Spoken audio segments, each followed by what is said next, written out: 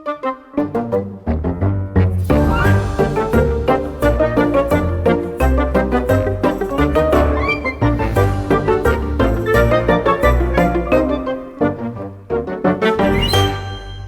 there, story fans. Today is the first day of our third year of doing Almost Plausible. And what we want to do is take a look back at the 68 episodes that we have released over the past 2 years and figure out which one is the best one. Let them fight! Yes, we're going to pit them head to head in a bracket challenge. The way this will work is I have a bracket here that I've created. We have 8 of the episodes will go up against each other in a sort of round 0. Right. It's a wild to get card a round. 64 seed. Right, a wild card round, exactly. To get a 64 seed, quote unquote, first round. I have all of the episode names, numbers, and descriptions. So I figure what I'll do is the first time through, I will read the description for each episode. But once we've gotten through the first round, then I can just say the name of the episode. So the first round will be quite slow. And then after that, it should go pretty fast. All right, our first matchup, Penny versus Mittens. Penny. So Penny, an orphan, finds an enchanted penny that transports her 100 years into the past. A father and son take her in, and despite initially being a fish out of water, she eventually realizes that she has found her home.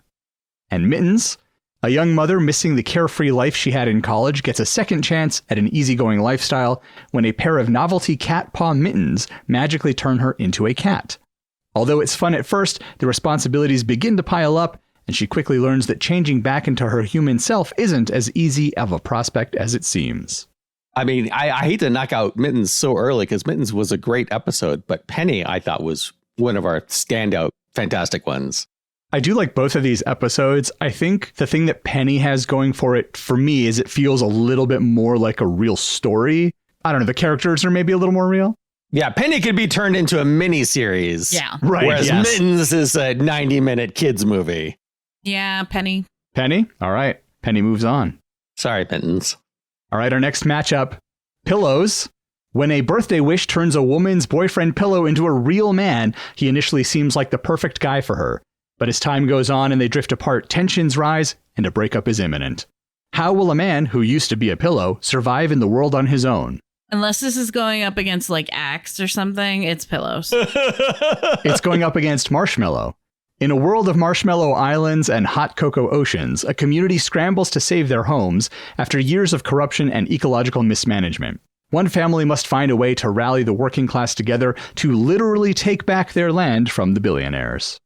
Pillows. I mean, Pillows, Pillow, right? Like there's no... obviously. Yeah. Up next, we have Turkey Baster. We're going medieval on this episode about a mute palace servant whose sole job is to baste the king's turkey legs. When the queer king can't, or won't, produce an heir, the turkey baster is called in to assist. But probably not in the way you're thinking. It's a farce of mistaken identities complete with sex, murder, and a happy ending.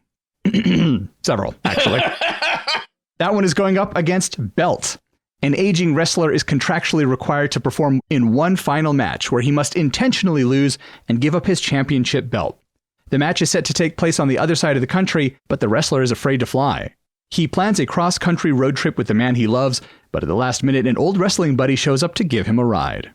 So, 2 queer-friendly episodes up against each other. So you're eliminating one of them right away. You know, this is a random seed, so... Okay. This one's hard. These are both good episodes. Yeah. Well, I'm going to have to go with Belt because it's the Michael Cera John Cena movie I've always wanted. I do like the Michael Cera John Cena aspect of Belt, but I would have to go Turkey Baster because I like Mr. Bean and it's very Mr. Bean. I got to break this tie. You're the tiebreaker, Thomas. And this is so tough because they're so good. Gosh. I think I like the goofiness of Turkey Baster slightly more, so I'm going to say Turkey Baster moves on. All right, there was no wrong answer. No, there was not. That's true. Up next, Snowflake. A conservative survivalist with the less than masculine name of Snowflake Johnson visits his hippie parents at their remote commune to introduce them to his fiancée. While there, Snow learns the commune's residents earn their living farming drugs for a cartel. He stirs up trouble, which has predictably dire consequences. Snowflake is up against Flashlight. Our story is set in a tiny world whose existence is protected from unknown dangers in the dark by a beam of light from a flashlight. But this world is in peril. The light beam is shrinking as the battery in the flashlight is dying, and none of them can replace it. Some citizens believe they should develop their own light source, but an authoritative religious sect has banned this research as heresy. Eventually, a splinter group decides to leave the town and venture through the darkness in search of a fabled land with more light than anyone has ever seen. This is a tough one. I think that they're all going to be difficult. Especially as it goes on, it's going to be so much more complicated. Yeah, the closer we get to the champion, it's going to be impossible. Yeah. Snowflake, I see as that could be a movie that you would see. There's nothing so bizarre in that would disqualify it. Whereas Flashlight is more fantastical. It's a very art house film. Yes. I feel like Snowflake's more palatable, so I'm going to go with Snowflake. Has more popular appeal, you think? Yeah. I think it's more for the masses. I mean, we don't have to worry about the masses. This is for us. I know. Well, in that case, then I want to go for the art house film and pick Flashlight. Shep, what are your thoughts? I'm going to go Flashlight. I think it's the better of the two stories. I like both quite a lot. So Flashlight moves on. Okay, guys, I am so sorry. This is just how it shook out. No. It's Penny, which we've heard about, and it's up against Axe. In the early 20th century, a group of lumberjacks head into a remote part of the woods. The plan is to spend 2 weeks felling trees and finishing a log flume, but a series of attacks from a forest monster forces them to change their plans. Their camp's remote location makes escaping from the woods nearly impossible, but fighting the monster has deadly consequences. The men must use their brains and their brawn if they're going to make it out alive. I think we all know which one. Okay. Right, it's Axe, right? Yeah. Yeah. Penny is really good. It's one of our strong. Good, but Axe. Up next, we have Pillows, which we already mentioned. It is up against Car. In a future where all cars are driven by artificial intelligence, collisions are a thing of the past. So when an AI-driven car appears to intentionally crash into another vehicle, an insurance investigator is given the task of figuring out how this could have happened. He's paired with an android running a copy of the car's AI software, and together the sleuths follow a trail of improbable clues as they attempt to learn the truth about what went wrong and why. This Cars one was my pitch. Yes. And it scratches all the itches that I have. It's, noir, future, cyberpunk, mystery. Yeah. I would choose Car. Although both are good. They are both really good. I feel like Pillows scratches and all the itches for me. It's magical realism. It's forced proximity relationship. It's rom-com. Yes. I have all of those itches as well. Boy, so it's up to me, huh? Yes. Yeah. I'm really torn, but I'm leaning closer to Pillows. I'm also torn, but leaning towards Car. I am definitely torn. I think I'm also leaning toward Pillows. That's fine. Let's send Pillows through. All right, Turkey Baster is going up against Handkerchief. A magician's assistant steals his mentor's face in order to rob a wealthy sheik who has rented out Alcatraz to throw an extravagant party. When the magician is blamed for the theft, he and his compatriots must escape from the notorious prison and race against time to stop the assistant and recover the magician's face. Well, I liked Handkerchief also quite a lot. It's very magical. They're such different genres. It's hard to compare them. Well, how about this? If somebody was like, what's like kind of a weird episode you want me to listen to? Would you suggest, and the choice came down between Turkey Baster and Handkerchief, which one would you suggest people listen to? Well, if they're looking for a weird one, Handkerchief. I mean, Turkey Baster's weird too. Like his job is to baste turkey legs. But it's the court jester. Yeah, it is the court jester. And I think that's why I love it. It's weird because like people think they don't like farce in the United States, but we do. Frasier was super popular for a long time. Yes. And we don't get enough of that. I'd love to see more farce. So you're saying Turkey Baster. Between the two, that's the way I lean. But again, I like both of these episodes. So. And Emily's saying Turkey Baster. Mm-hmm. But that's it. We have 2 out of 3. Okay. It doesn't matter what I think. All right. The last of our round 0 episodes, Flashlight, is going up against Birdhouse. When a prince crosses a witch, she curses him to spend eternity as a bird. 300 years later, the witch's descendant accidentally releases him from his spell. Can they set aside their differences and work together to restore him to the throne, oust the corrupt regent, and return their country to its former glory? Birdhouse has magical realism. It's got rom-com. It's got comedy. I think that between the two, Birdhouse has the broader appeal. I still like the art house Flashlight. I think about Birdhouse the way men think about the Roman Empire. So I'm going to have to go with Birdhouse. Again, it's up to Thomas. I'm going to judge this one based on that. Which one would I pick between these two to go back and listen to again? And I think for me, that's Birdhouse. So I think that you're both wrong. Noted. I like Birdhouse as well. I think it's a very strong episode. Oh, this is going to be interesting. Okay. Uh-oh. Is this actually going to be a hard one? Our third episode ever, Chicken Noodle Soup. Oh, no. A woman with Alzheimer's recounts her life and the role Chicken Noodle Soup played in it, while her daughter prepares the family recipe for her in this tearful tale of love, family, and soup. Gonna go up against Dice. Watch. It is going up against Flag. On the first manned mission to Mars, when the astronauts reach the mission area, they discover a flag has already been planted and all of their supplies have been used up. With all their food and water gone, they head back to the ship to return to Earth. But it's also gone. They soon realize they're jumping around in time, and a faulty time machine from the future is to blame. The crew must stick together to avoid getting separated in time while they try to figure out how to get home. You're right. This is a difficult choice. Yeah. Both of these are very strong episodes. Like, Chicken Noodle Soup feels like my baby. And both of these are episodes that have a really strong, negative emotional moment. There's that moment where you realize the mom has Alzheimer's. There's that moment where there's the one crew member who just disappears forever and there's nothing they can do to save him. Oh. Yep. And they're both a little mysterious at the beginning where you're sort of like, what's going on? What's happening here? They both jump around in time. I think the computer that seeded these randomly must listen to our podcast. It's so hard because it's so early. Yes. I know which one I would choose. I would be happy with either of these, but if I have to pick one, I will pick Flag, but it is a hair's breadth between the two. Yeah, they're both fantastic episodes.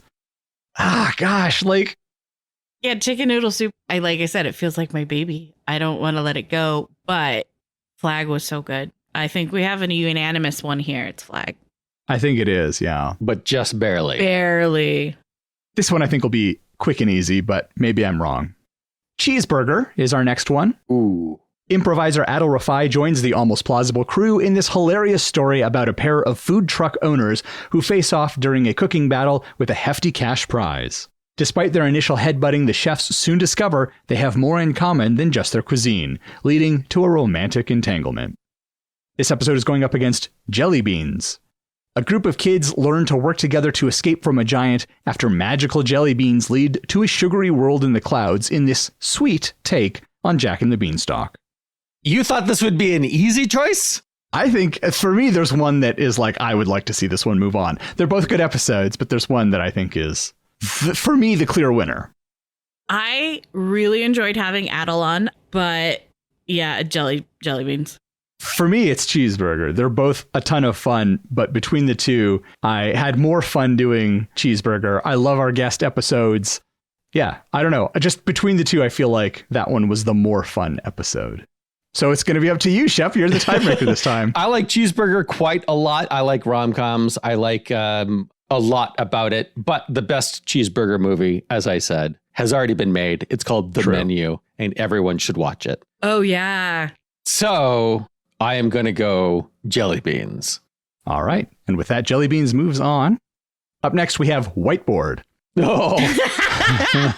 Yeah. Sorry, I reflexively felt pain as all the memories came flooding back. After a false start, we managed to backtrack and find a new, much more successful story. The final outcome is a horror film about a serial killer who uses magical portals drawn on a whiteboard to attack his victims.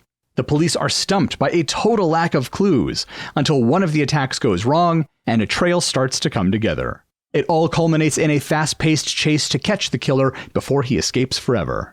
This one is up against Shamrock. The solo female traveler from America visiting Ireland and falling in love with a handsome Irishman is a pretty standard rom-com trope at this point. So we decided to shake things up a bit. In our story, an Irishman living abroad in the United States comes home and falls in love with an American woman living in Ireland.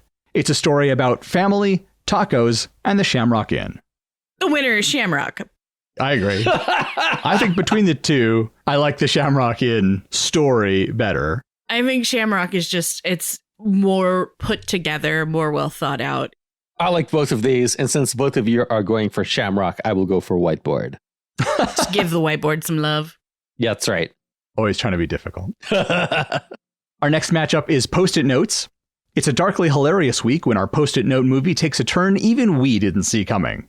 Our main character wants to add a little levity to the world with a secret message scavenger hunt.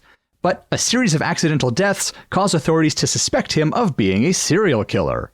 Just when it seems like things couldn't be any crazier, a real serial killer confronts our protagonist for squeezing in on his turf. Post-it notes get him into the mess, but will they be his salvation? This is up against Video Cassette. A long-forgotten video cassette for a Sesame Street-style TV show turns out to be a portal into the puppet world. But when a pair of children go through the portal and meet a strange new friend, their parents have to race to save them from a very grown-up danger. This episode also featured our guest, Bob Lament.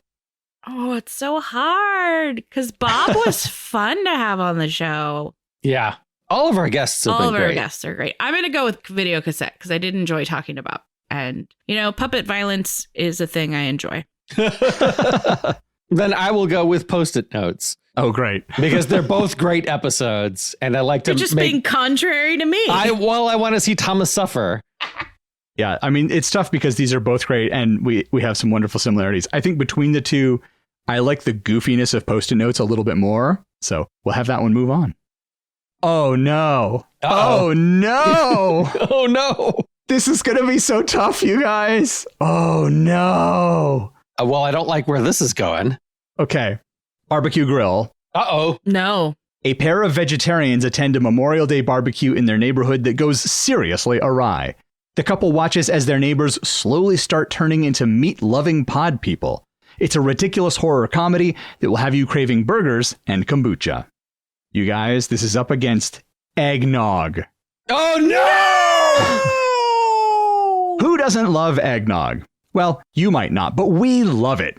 And for the main character of this episode, eggnog is the only good thing about the winter holidays. But that love of eggnog, along with his humbug attitude toward Christmas, make him a perfect, if unlikely, candidate to become a Santa Claus. Not the Santa Claus, just a Santa Claus. Join an all-star cast as they engage in some classic reindeer games and help Ben Affleck find his Christmas spirit. Man, I drank so much eggnog this year. This one's I don't know. This one is so difficult. These are both phenomenal episodes. Yeah. I'm going to have to go with Eggnog because I remember there being a couple really funny parts. Yeah, Eggnog for me. Yeah, there were a bunch. Eggnog is great. So I will go Barbecue Grill. I think between the two, I got to pick Eggnog. They're both phenomenal episodes, but... That's completely fair. They are both excellent episodes, and I would be happy with either of them moving on. Our next pairing is Bratwurst. A group of friends from college, now middle-aged, gather for an Oktoberfest celebration. Their host intends to tell his comrades about his illness and impending death, but he isn't able to find the right time to share this grave news. Over the course of the same weekend, he begins to reconnect with his estranged father and learns more about his mother's affliction with the same illness. That one is up against Egg. A woman in her 20s is surprised when she suddenly lays a large egg. As if that wasn't strange enough, the egg hatches to reveal a tiny human with wings. The woman raises her daughter under a watchful eye, careful to make sure the secret of her child's wings is never revealed. But what happens when her rebellious teenage daughter yearns to fly? Okay, another fun art house movie. But for me, I like them both, but... Yeah, The Big Chill for me too. Yeah. I mean, Bratwurst. Yeah, I agree. That's a unanimous Bratwurst. Yeah. All right, our next matchup is Bag of Chips. Author and screenwriter Jeffrey D. Calhoun joins the crew to write a story about a bag of chips. Specifically a bag of potato chips, although it seems no one told Shep that because his pitch is about a hacker who steals a bag of computer chips. Never wanting to back down from a challenge, the group finds a way to make it work, and together they create a story about a heist to steal potato-based computer chips. From chip to clip, it's Paperclip. A once popular restaurant is thrown into chaos when the staff incorrectly assumes they are being judged for a Michelin star. Things quickly go off the rails, and they have to burn down their relationships with each other in order to rebuild them and come out stronger. And all of this because of a single stupid paperclip. I could go either way on this one as well. I liked Bag of Chips. Obviously, the premise was so silly, and we took it so far. But I like Paperclip as well.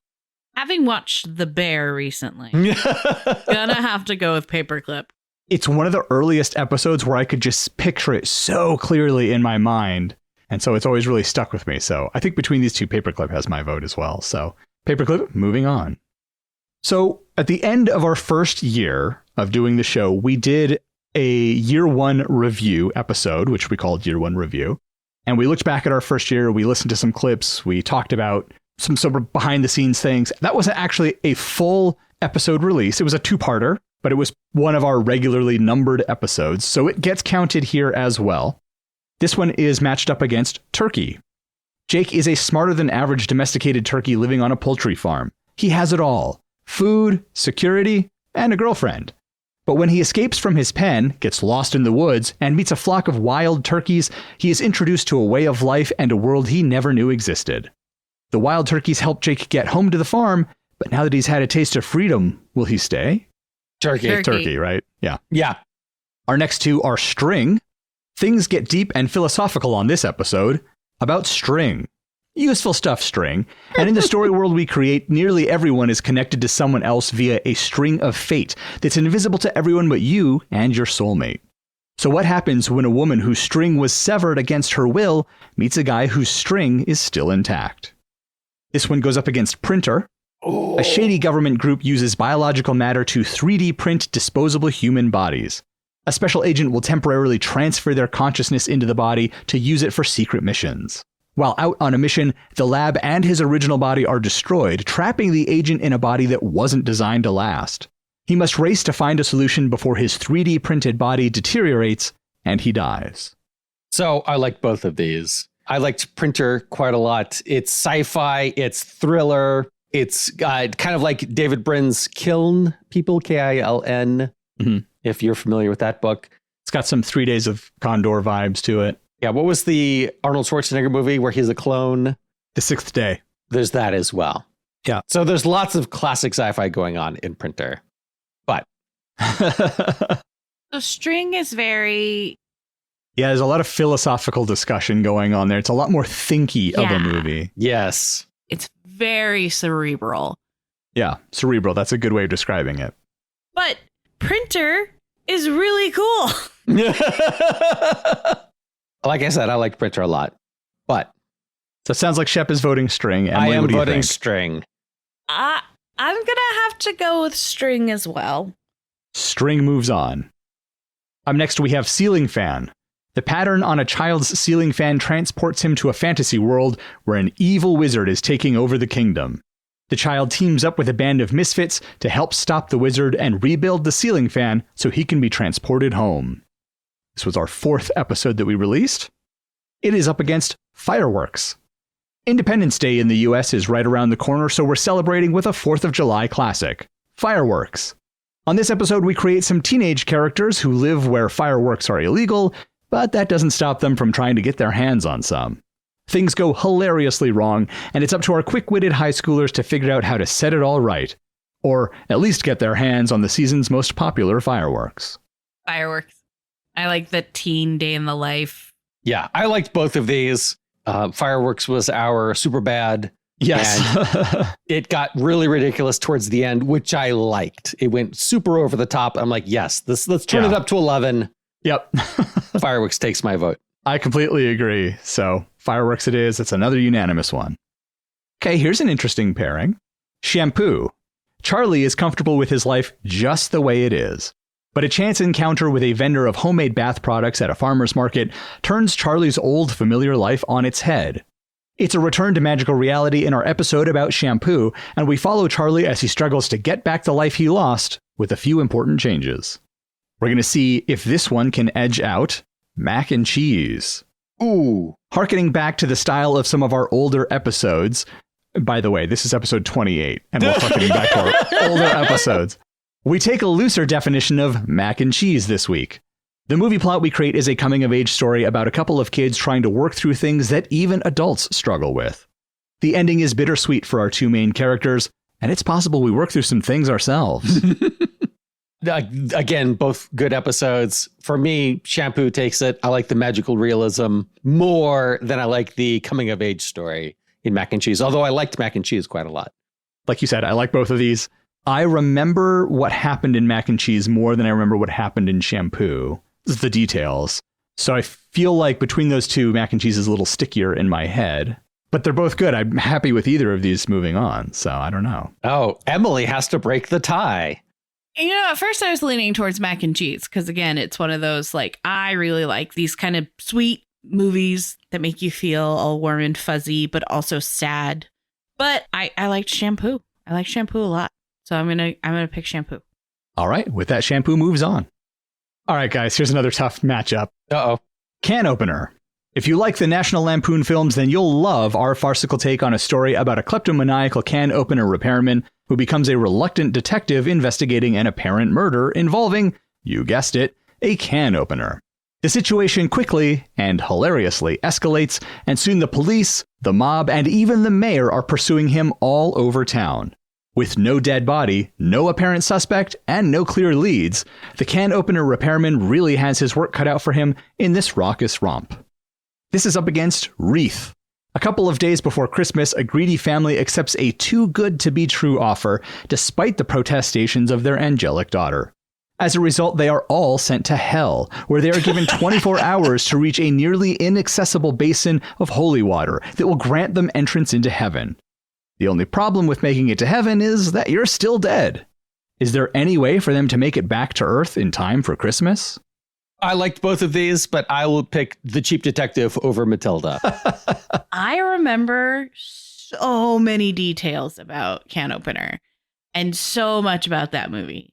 That movie, as if it exists. I think that casts your vote right there. My next sentence was going to be, I think I've even had dreams about Can Opener, so it's really stuck with me. So it was going to be Can Opener. You'll get no argument from me. I also agree. Can Opener is so much fun. It's so goofy. I love it. And yeah, I remember so many details about it. Brick is our next one. This week on Almost Plausible, we welcome our first guest host, Daniel Hess. Daniel chose brick for the subject of the episode. In our story, a victim of a murder turns out to have been killed with a brick. But there's an interesting twist. Our story is set in the future, in a cloud city on Venus, where bricks have never existed. The android investigator and a human sidekick must work together to follow the clues to solve the mystery. This was our 19th episode and our first guest episode. This is going up against our very first episode, Calculator. The day before a pivotal competition, a group of mathletes loses their calculators. Now they must race against time to track them down or risk losing a chance at a college scholarship. Brick. Brick, right? We all agree? Brick? Just to be a thorn in Shep's side. No, it's 100% brick. Our next episode is Potato. An aging scientist finally completes his decades-long quest to eliminate world hunger by growing the perfect potato. He savors the delicious tuber, but laments that life passed him by. He wakes up the next morning surprised to discover that he is once again a young man. His newfound youth comes with a price, however. He is slowly turning into a potato. Genius and madness mix as he continues to try to feed the world. Now, this is going up against Contact Lenses. Oh, goddamn! Yeah. If you could buy a contact lens that permanently repaired your vision, allowed you to see more colors, and gave you excellent night vision, would you buy it? What if the contact lenses were made from living tissue that eventually fused with your eyeballs? Still interested? This week, we focus on contact lenses that can do just that. The only trouble is they're made with, let's call it a foreign material, which has unexpected consequences. Well, this is a genuinely difficult one. I just listened to Potato again, and it is a banger. But Contact Lens has some of the most visually, like, I can see this scene. And it is intense. I can smell the scenes in Contact Lenses. Yeah, Contact Lens is a very strong episode.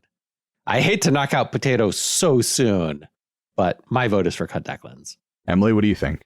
Potato. I really liked how off the wall it went, but it still worked. Like, it was great body horror, and I adore it.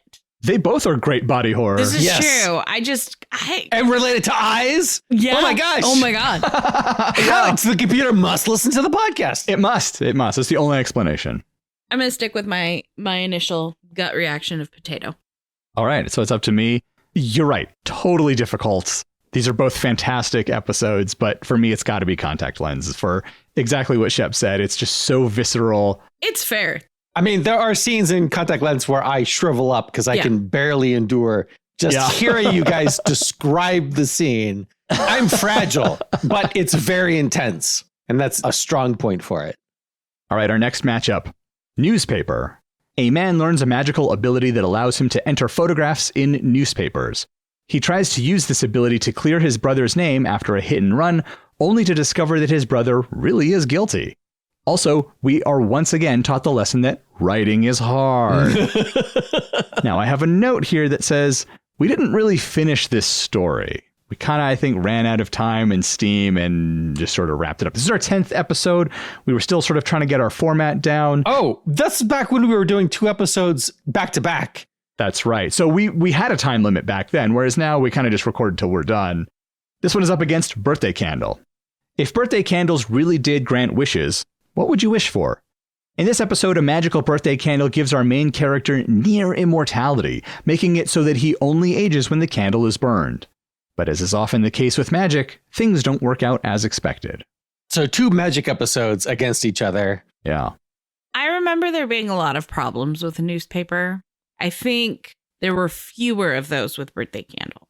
Yeah, I think with newspaper, I think the pacing on that one is kind of slow because we just really couldn't get a good grasp on the story. Like, we liked the idea, but working out those details was difficult. And then we just sort of ran out of time and it was like, well, okay.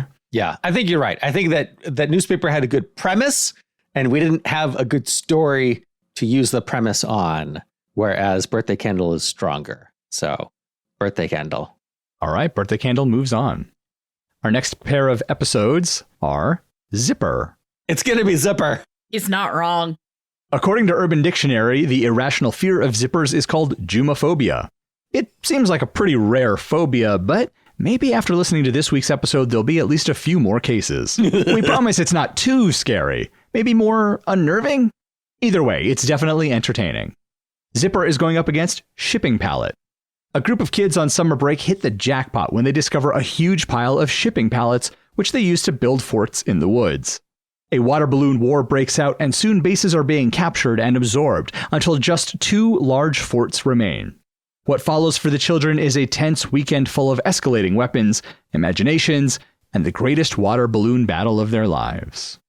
I mean, so I liked the Bugsy Malone of Shipping Pallet, but nothing is going to beat the creepiest scene we've ever come up with in Zipper. I was going to say that nothing will ever top being spooned by someone and then hearing the zipper. 100% agree with you guys. Yeah. No contest. It's Zipper. We have Cat Toy. What do Indiana Jones, Winston Churchill, Al Capone, and a cat toy have in common? Previously, the answer was nothing. But listen to this week's episode and you'll see how we managed to tie them all together. Joining us is special guest Peter J. Wax, who brings more Hollywood experience than any of us can claim, as well as a few good puns. Cat Toy is paired up with Tupperware. Let's say it's the 1980s, and you're new in town. To meet your neighbors and make some friends, you decide to host a Tupperware party. But some ditzy wannabes roll up to your crib, tell you that you're invading their turf, and demand that you cut it out. What would you do? If you're anything like the main character of our story this week, you take a chill pill, befriend a biker gang, and say, yes way, to your future. Oh, and those airheads from earlier? It turns out they're members of a satanic cult, and now they want to sacrifice you to appease the Dark Lord. Gag me with a spoon, right? I wonder if your new biker gang friends might be able to help you out with your little Satanist problem. I liked Cat Toy, I liked Indiana Jones, but Tupperware and the 80s and the Satanic Panic and all of that silliness, Tupperware was so good. Tupperware all the way Tupperware. All right, that's all we need for Tupperware to move on. Up next, we have Dice. We roll the dice on a more serious romance story in this episode. It's the late 1940s and a pretty young Pip painter at a dice factory catches the eye of the new guy. Unbeknownst to him, she has some serious post-war baggage, and the shadow of her late war hero husband looms over their nascent relationship. Join us as we explore, and poke fun at, gender role stereotypes in post-World War II America. This goes up against calendar. When Mark receives a wall calendar as a New Year's gift, he doesn't think much of it. After all, who uses a physical calendar anymore? But when he accidentally discovers the calendar is magical and it can send him backward and forward in time, he uses it to try to shortcut his way to achieving his lifelong goal of writing a novel. Things don't go as planned, and he quickly uses up the calendar's magic, and has wasted another year of his life. When he receives another magical calendar the following New Year, he has to decide how to use it wisely, which may include not using it at all. I vote dice, although calendar, again, was very good. Dice just a hair. All right, dice it is. Okay, the computer definitely listens to the podcast because here we have Flowers. Ephraim is an aspiring writer living in a big city. When his great aunt passes away and he inherits her cottage in a tiny New England town, he sees an opportunity to get the peace and quiet he needs to finally write his novel. Unbeknownst to him, a spell gone wrong in the late 18th century has cursed the town with a zombie problem, and flowers are the only thing that can hold back the undead. And this is paired with Bread Maker. So the computer clearly has a sense of humor. In Bread Maker, a benevolent local witch takes a runaway teen under her wing and begins to teach her magic. Being modern times, instead of a cauldron, the teen casts her spells in an enchanted bread maker. When the witch leaves town for a couple of days, the teen and a new friend of hers accidentally curse the children of the town in a story that we promise isn't just a rehash of Practical Magic. It's also Fantasia. Yeah. Between the two, I like both of them quite a lot, but I would say Flowers wins it for me because I like the zombie romance. Oh, that's right. Bread Maker. Bread Maker. All right. Well, I will tell you the way that I'm going to break this tie, because they are both fantastic and I do love both of them. I kept trying to make Bread Maker Practical Magic. Every time I suggested something, you guys pointed out, no, that's just Practical Magic. So between those two, Flowers is the more unique story, so I'm going to go with Flowers. All right. Fair. But it is a tough call. It is a very tough call. I love both of these episodes. Yep. So another maybe outside of the box episode for us was Space Jam Sequel. We shake things up a bit this week by taking a slight departure from our regular format. We still come up with a movie, but on this week's episode, we come up with a sequel to the 1996 film Space Jam. We know what you're thinking. Isn't there already a Space Jam sequel? There is, but it's terrible. So we set out to come up with something better. We're pretty sure we succeeded. The other option here is Tooth. A woman on a gap year trip through Europe is surprised to discover that the tooth on her necklace is a magical dragon tooth. The dragon's spirit begins to fulfill her desires to be a popular social media influencer, but her newfound fame brings with it real danger. Two opposing factions are battling over the tooth, and the winner will decide the fate of humanity. Emily, do you want to go first? No. I liked both of these. I would say that Tooth is going to take it for me, just because our superior Space Jam sequel doesn't exist. That is a strong mark against it because it was really good and much better than the Space Jam sequel we got. See, I think I would push Space Jam sequel down the line because it is so strong, and I think more people should hear it because they would agree that our sequel should be the canonical sequel and not the one that actually exists, which is so bad. So bad. You both bring up good points. I think Space Jam the sequel is absolutely superior to the actual sequel, but like Shep said, they already made it. Like Warner Brothers is not going to be like, you're right, let's redo it and make it your way. How amazing would that be, though? Oh my gosh. That'd be great. Honestly, I'd settle for like being at a party and having a Warner Brothers executive be like, look, I can't say this officially, But Tooth is not my favorite episode. But I'm going to go with originality. So we're going to go with Tooth. All right. Tooth moves on. Oh, no, you guys. This one's tough. No. They're all tough, Thomas. We know they're tough. This one, though. This one in particular is difficult. It's all pick your favorite child difficult.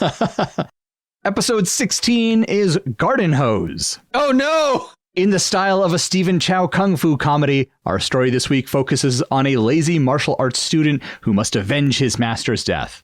He travels to the Sifu's village in the countryside and learns that his deceased teacher actually wasn't that good of a martial artist. Luckily, everyone else in the village is, and he eventually learns to master the form. He returns to the city to confront the leader of the gang that killed his Sifu, hoping to defeat him with a garden hose. This goes up against episode number 8, Paper Bag. Oh, fuck! Our attractive main character argues with a friend of hers that beauty does not positively affect success in life. The friend disagrees, and the two women bet on it. Now the attractive woman must wear a paper bag on her head in all social situations and be just as successful at the end of 30 days as she is going into it. That means keeping her job and boyfriend, both of which are threatened almost immediately. Despite learning her lesson early on, the woman is determined to win the bet and discovers a new way of navigating the world. These are two of our strongest episodes, I think. Shit, man. Yeah.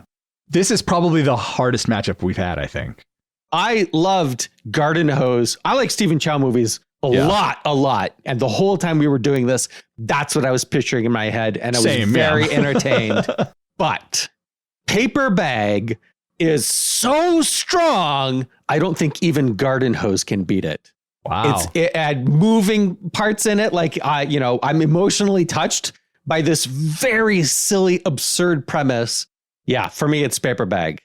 Well, I think the simplicity of how he is with her and what it takes for that relationship to blossom is kind of refreshing and interesting to see. This is so hard. Yes, it is. Garden Hose is one of my favorite sort of farcical, crazy out there action ones that we've done. But Paper Bag is just brilliant. It's probably my overall favorite. So, Emily, your vote then is Paper Bag? Yes. I think that's 3 votes for Paper Bag. 3 difficult. Yeah, 3 votes for Paper Bag, even though it's up against Garden Hose, which is a fantastic episode. Up next, we have Chalk. This week, our film is a period piece set in the 1970s. Or, wait, that's not right. It's set in the 1890s. That is a very obscure reference to the episode. I had to look that up. I was like, what is this joke? James spends a decade in prison for a crime he didn't commit. To pass the time in his cell, he draws on the wall with chalk. To his surprise, he's able to enter his drawings and live out his dreams. Upon his release, James struggles to reintegrate with society and tries desperately to get back into his fantasy world. This goes up against Candy Corn. Things get spooky when we tell scary stories about candy corn around a campfire, in the woods, at night. Despite Emily and Thomas bringing beer and making s'mores, Shep hates the entire experience. The reason why is revealed when he tells his story. But surely there's nothing lurking in the woods, right? Chalk. It's candy corn. No! It's candy corn. No! It's one. I listen to that every Halloween now. So I'm sorry, Shep, but it's got to be candy corn. No! And the reason why, for me, is chalk kind of goes in one direction and then does like a hard left turn partway through the story. And so it doesn't feel to me like a unified story. It's still a good story with an interesting character. See, the way I remember Candy Corn, it was almost like 3 separate stories. And it wasn't unified at all. They all had candy corn. All right, well, I'm sorry, you're outvoted. Candy corn is the winner. God. Our next pair, Lunchbox. An aging child star tries to recapture his fame when props from the TV show that made him famous go up for auction. We meet a colorful cast of characters, all vying for a famous lunchbox and screen time in this mockumentary-style story. And speaking of Halloween, it's going up against Pumpkin. Oh, God damn it! Despite the dark and the cold, Shep and Thomas join Emily in a pumpkin patch at night to surreptitiously tell each other spooky stories about pumpkins. There may not be a campfire, but there are snacks, blankets, and pumpkin spice lattes. There are even hay bales to sit on. Or are they straw bales? Either way, at least the trio aren't in the woods this time, which means they should be safe, right? It's pumpkin. No! Yeah. No! Yeah. There's no way I'm not picking pumpkin. I'm that basic. It's always going to be pumpkin. Lunchbox was so funny. Lunchbox is hilarious. I love that episode. It is really good. So it sounds like it's up to me and I'm picking Lunchbox. So Fair. all right, our next pairing is Bowling Pin. What do stolen diamonds, a shady pawn shop, and a bowling pin have in common? They're all part of the story we come up with on this week's show. When a couple of brothers learn their grand plan has been derailed, they quickly discover a trap has been laid for them. And somehow there's a bowling pin at the center of it all. This is up against Fire Extinguisher. We take a brief departure from movie plots on this episode and instead come up with a kid's book, or children's novel, as Shep keeps calling it. Join Raccoon, Bear, Dog, and an ever-growing cast of characters as they try to help Raccoon on his quest to get to the moon. It's a heartwarming tale of loneliness, friendship, and a junkyard. Well, I know I'm probably going to be the only one of the three of us that says this, but I liked Bowling Pin more than Fire Extinguisher. I liked the children's novel aspect of Fire Extinguisher. It was out of our usual form. I thought that was interesting, but I liked how competent everyone was in Bowling Pin. Nobody carried the stupid ball and made stupid decisions for plot reasons. Everyone made logical choices, and that's how they ended up where they were at the end. They got what they deserved. So I was also going to pick Bowling Pin. I like Raccoon on the Moon. Don't get me wrong. That's freaking adorable. Fire Extinguisher is a lot of fun, but very happy to see Bowling Pin moving on. All right, I feel like this might be a tricky one. We have Pockets, our second episode. Ooh. How cool would it be to find a jacket where, whenever you reached into the pocket, you found exactly what you needed in that moment? Need to pay for parking? Your pocket is full of quarters. Need to freshen your breath? Just reach into the pocket and pull out some breath mints. But what if the pocket was evil and it was using you to accomplish its nefarious goals? This is going up against sunscreen. Ooh. A dermatologist embeds with a nudist colony to research a new kind of sunscreen that is natural and more effective than existing creams. She befriends a handsome naturist, but loses his trust when the company she works for burns her, just like he said they would. I'm going to pick Sunscreen. Sunscreen's just, I think, really well put together. And I love her joining them at the end and dancing and in the village. And it's just fun. Good old fashioned family fun. Good old fashioned family naked fun. Shep, what are your thoughts? Yeah, Sunscreen. I mean, I liked Pockets, again, quite a lot. There was a lot going on in that episode that I really enjoyed. But I, again, liked how competent everyone was in Sunscreen. Yeah. And I liked how the main character was hypocritical and got called on it and has to reflect on his choices.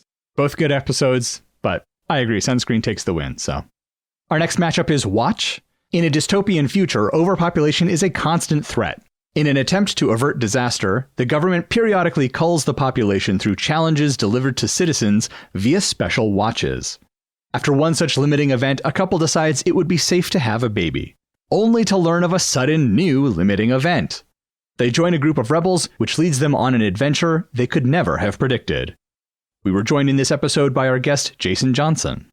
This goes up against Washing Machine. Oh, no! Imagine you and a stranger are suddenly teleported to a deserted island together, where you're stuck for an entire year. Do you think you could survive? Do you think you might fall in love? What if the two of you weren't on the island alone? What if there was a magical washing machine on the island with you? This week's episode focuses on a washing machine, and despite a bit of a rough start, we end up creating a fun romantic comedy about a couple of city dwellers who have to set aside their differences to stay alive on an abandoned tropical island. For me, Washing Machine is one of my favorite episodes we've ever done. It's really funny. It's another one of those ones I can see it so clearly. Yeah, just some of the problems we come up with and the solutions we come up with, especially for how they find each other later and how they use their experiences on the island. Love it. So for me, it's Washing Machine. It's 100% Washing Machine for me. I went on a journey while we were writing that. I learned some things about myself. Oh, yeah. Yeah, for me, it's Washing Machine. All right, we're down to the last 4 episodes in our first round here. Toilet Brush.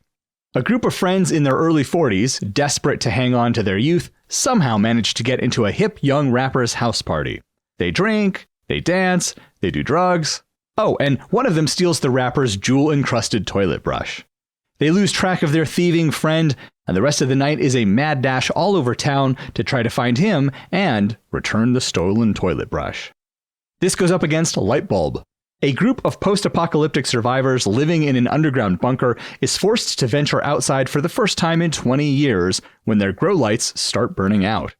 The world outside the bunker is still a deadly place, and finding the supplies they need proves a more difficult task than they anticipated, as nearly every animal they encounter tries to kill them. I think toilet brush wins it for me. Yeah, toilet brush, because it's one of those one night, very adventures in babysitting. Yes. It's like Neighbors meet Superbad. Yeah, it's Neighbors meet Superbad. All right, this is down to our last 2 episodes. Which ones have I not mentioned yet? No cheating, Shep. I see you looking at the computer. I can't remember. We have not talked about Padlock. Correct. Padlock. Can a couple's relationship survive when a dark secret is revealed? That's what we explore in this week's episode about a padlock. After a young woman's love goes unrequited, she takes what seems to her like a reasonable step to lock down the man she loves. It works, but when he learns the truth about how their idyllic lives together got started, he begins to question their entire relationship. And this goes up against one of our more recent episodes, Sewing Machine. Bob is a neurotic tailor with a good heart, and Alice is his uptight, domineering fashion designer boss. Alice wants the company to start using an experimental new sewing machine that can fuse fabrics together, leaving no visible seams. Bob is more of a traditionalist and doesn't like this idea. The two go head-to-head over the issue and end up fused to each other side by side. Figuring out how to live and work together is just the beginning of their problems. So, magical rom-com versus magical rom-com. Pretty much. Yes. Thank you, computer. I have a clear winner in my head, and that is Sewing Machine. So I felt like the villain aspect of Sewing Machine was a little over the top and perhaps too much. And I think Padlock just was the better of the 2 magical rom-coms. I really like the almost Cronenbergian aspect that we have to Sewing Machine. But I got to go with Padlock for me. It's, I don't know, maybe because it's a little bit more relatable, let's say. Well, that's the end of our big round 1, where we've compared all of the episodes against each other. We're going to look now at round 2, which should be even more difficult, but we're going to do that after the break.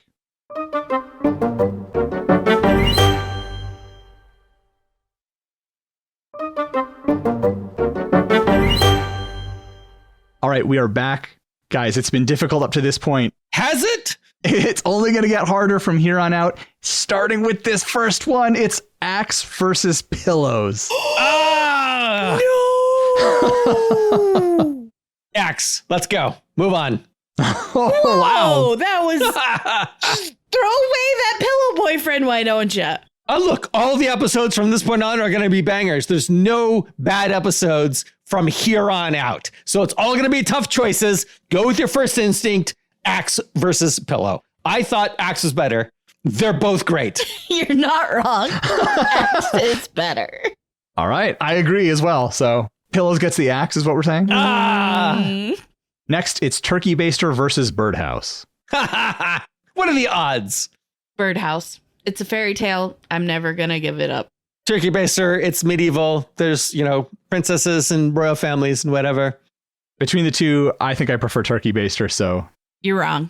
They're, again, both great episodes. Yes. All right, we have Flag versus Jelly Beans. Flag. Ooh, Flag. I agree, Flag. We have Shamrock versus Post-it Notes. Post-it notes. Taco Tuesday.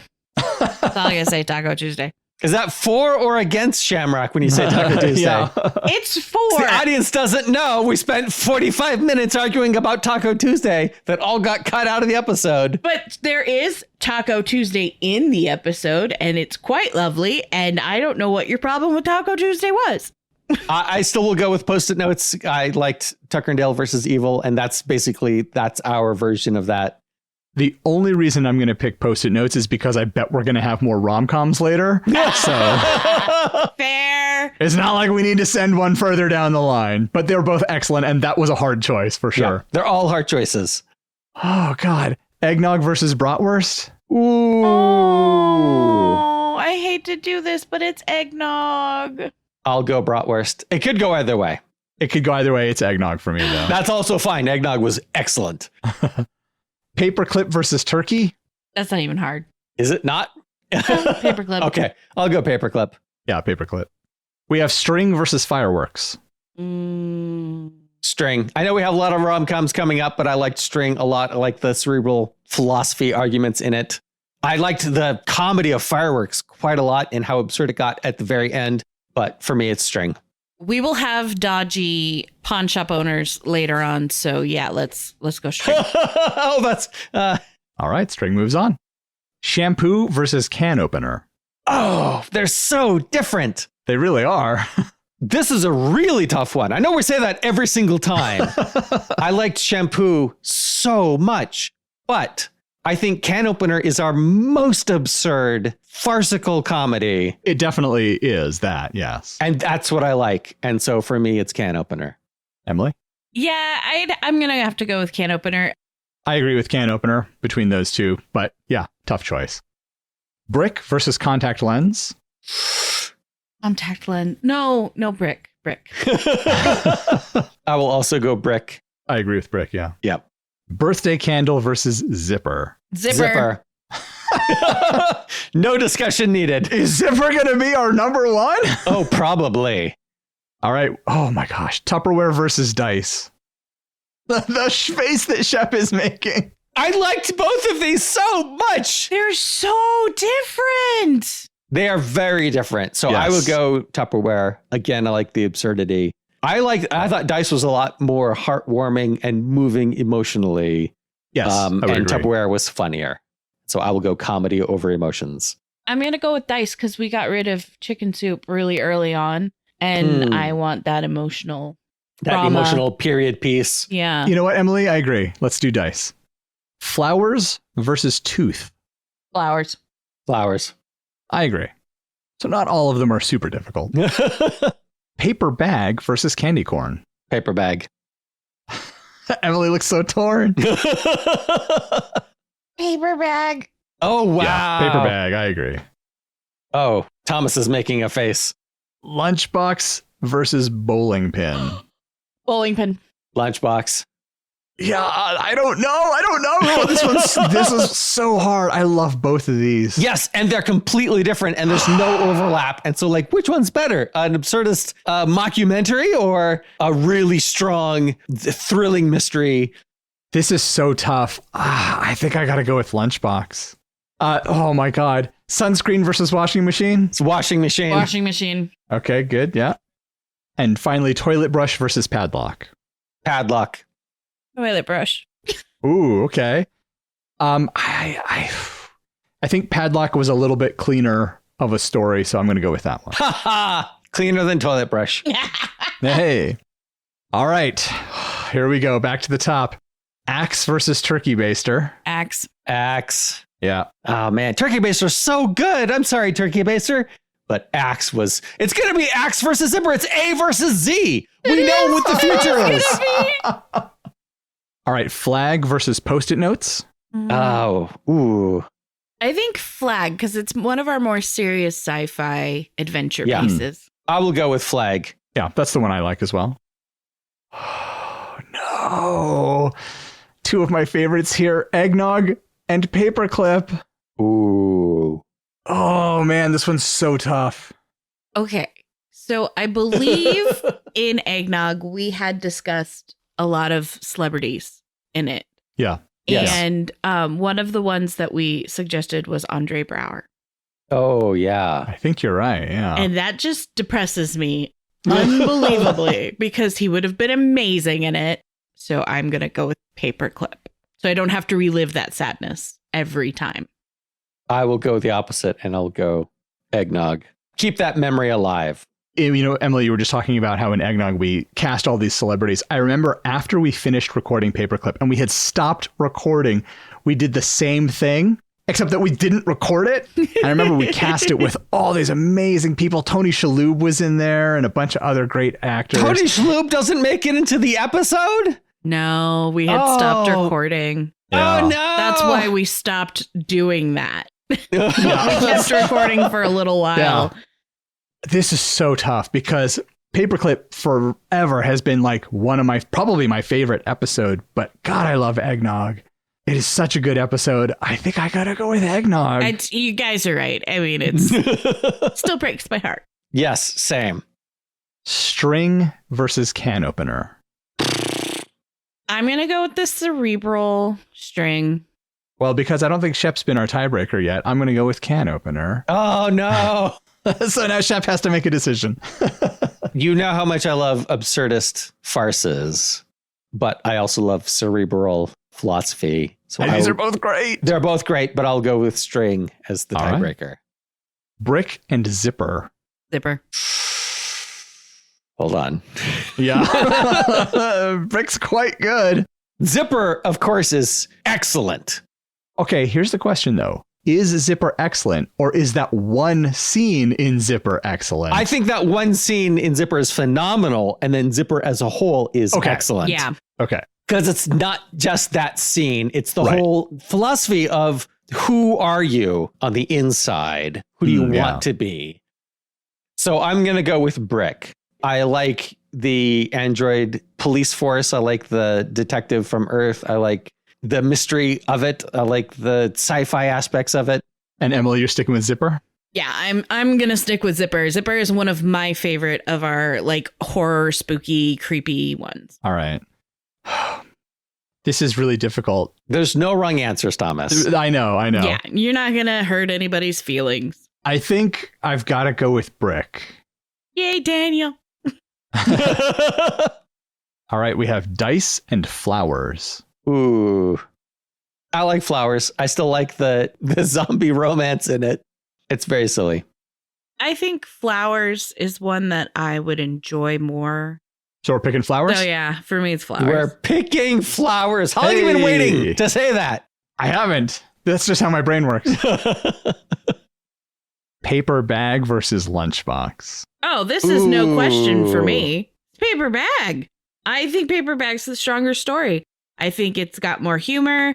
I think it's got more growth. It's the romance. Okay, I'm gonna admit it. It's the rom-com of it all. Because I disagree with the humor aspect. I think Lunchbox has more humor. It's definitely less grounded. Yes, that's what makes it funny is how silly it is.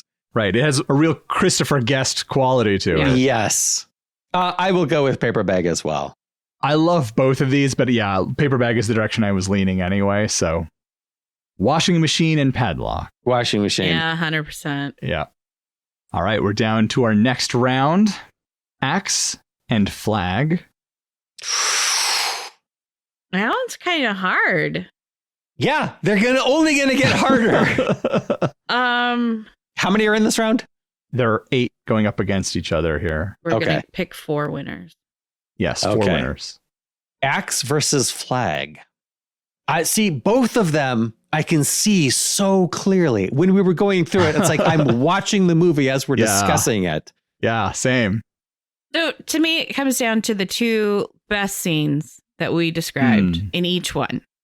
And with flag, you have the crewmate disappearing, and there's zero they could do about it. And then in Axe, you have the flaming ride on the log flume while being chased by a monster and people being picked off one by one. Yeah. And it's so bananas-ly great that it's got to be Axe.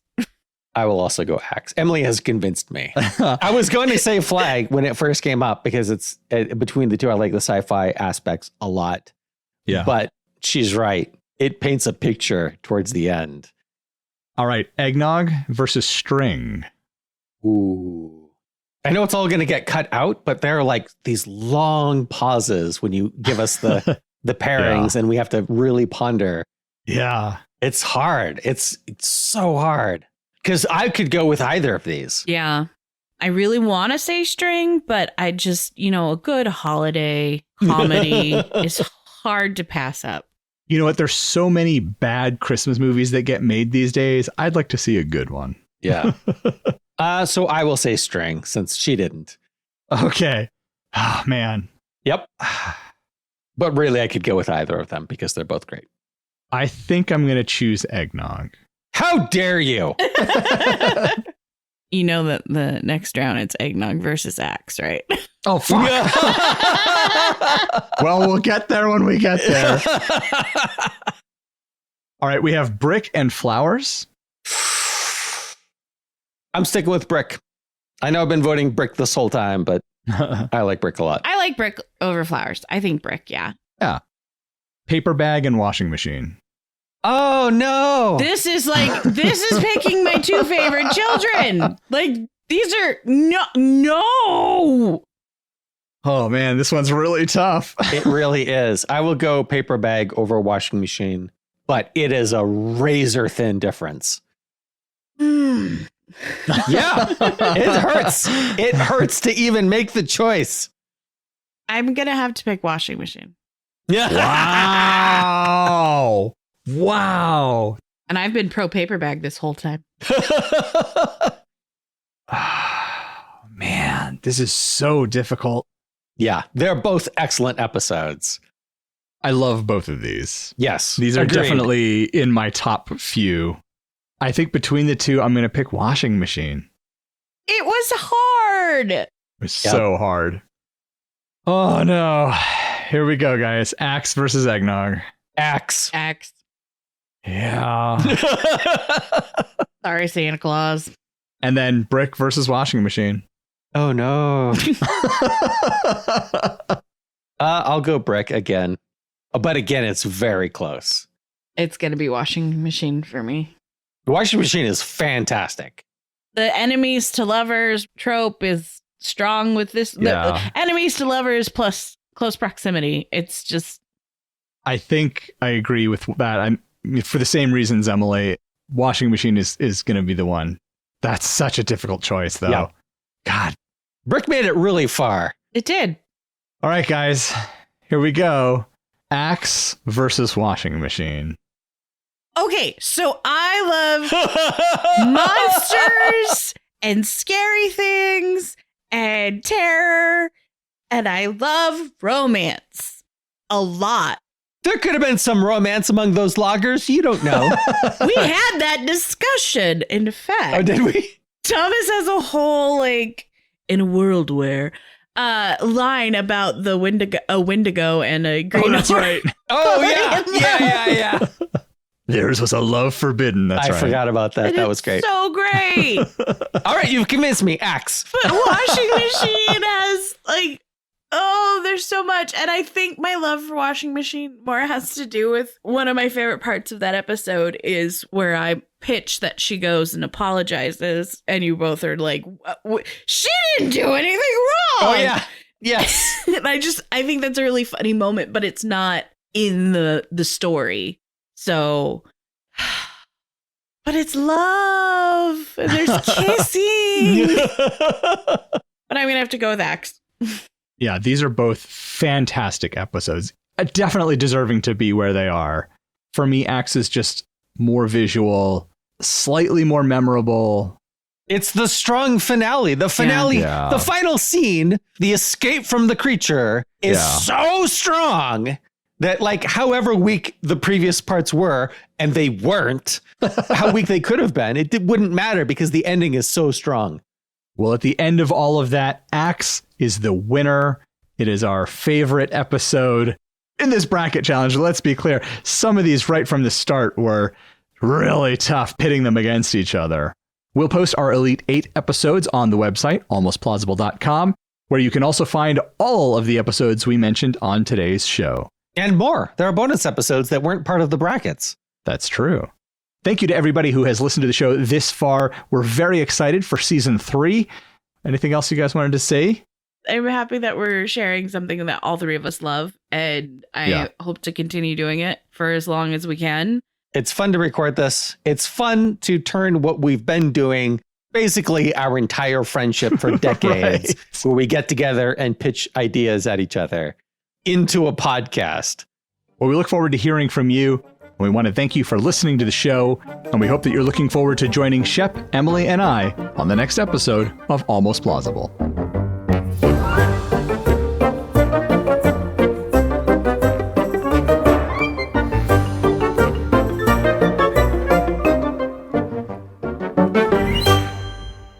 I thought they were in their late 30s. You said early 40s?